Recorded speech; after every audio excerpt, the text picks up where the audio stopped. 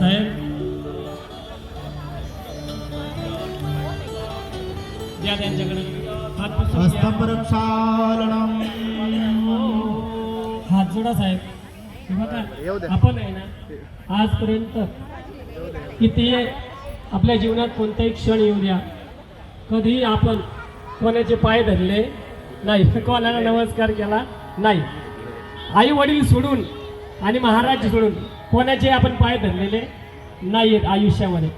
पण आजचा जो हा जो क्षण आहे तो आहे कन्यादानाचा.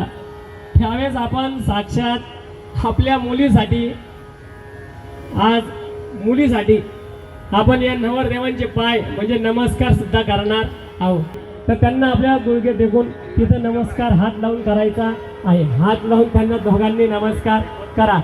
ओम हस्तिना इंद्र वृद्धयरवा हस्तिना भूखा विश्ववे